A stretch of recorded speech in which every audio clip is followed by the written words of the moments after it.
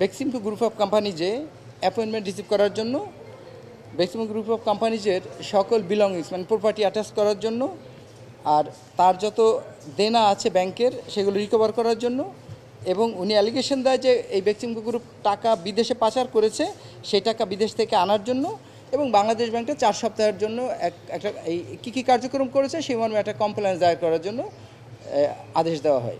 তো এই আদেশের বিরুদ্ধে আজকে Beximco pharmaceuticals limited, Beximco group না, বেক্সিমকো ফার্মাসিউটিক্যালস লিমিটেড আজকে আপিল করে, সিপি করে। সেখানে শুনানি শেষে কোর্ট কোনো স্টে আদেশ দেয়নি।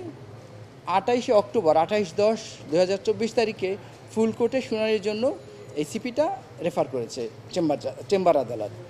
তো সেই ক্ষেত্রে আমার আসলে বাংলাদেশ ব্যাংক এখানে পার্টি হয়, মূলত পার্টি হয় বা বাংলাদেশ ব্যাংক কনসার্ন হয় হলো বাংলাদেশ ব্যাংককে কিছু ডাইরেকশন দিয়েছিল। যেই ডাইরেকশন বাংলাদেশ ব্যাংককে দিয়েছে সেই direction Bangladesh bank copy receive করার পরে বাংলাদেশ ব্যাংক সেখানে আনটিল আনলেস এই অর্ডার স্টে হয় বা এই অর্ডার সেটাসাইড হয় না হওয়া পর্যন্ত বাংলাদেশ ব্যাংকের কিছু কিছু কাজে নামতে বাংলাদেশ ব্যাংক কিন্তু মিটামে সকল ধরনের কার্যক্রম তাদের আইনজীবীর সাথে পরামর্শ করে সকল ধরনের কার্যক্রমে বাংলাদেশ ব্যাংক অলরেডি হাত দিয়েছে। তো একটা অভিযোগ উঠেছে যে বাংলাদেশ ব্যাংক আসলে কি করতে পারে, সেটা বাংলাদেশ ব্যাংক করতে গিয়ে লিগ্যাল ডিফিকাল্টিস বা প্র্যাকটিক্যাল ডিফিকাল্টিস যেখানে আছে সেখানে বাংলাদেশ ব্যাংক প্রয়োজনে আবার কোর্টের দ্বারস্থ হবে।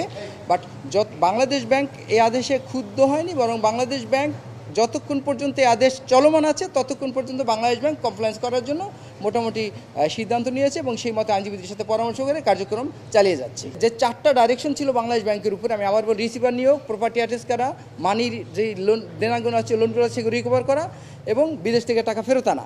এই 4টা ডাইরেকশন ছিল। আরেকটা ছিল যে কোর্টকে এটা 4 সপ্তাহের মধ্যে জানানো। এই 4টা ডাইরেকশনকে সামগ্রিকভাবে একত্রে নিয়ে বাংলাদেশ ব্যাংক কার্যক্রম শুরু করেছে। বাংলাদেশ ব্যাংক পরে গিয়ে হয়তো দেখবে কোথাও লিগাল ডিফিকাল্টি বা কোথাও কিছু থাকলে সেটা বাংলাদেশ ব্যাংক পরে আদালতে আসবে নেসেসারি মনে করলে।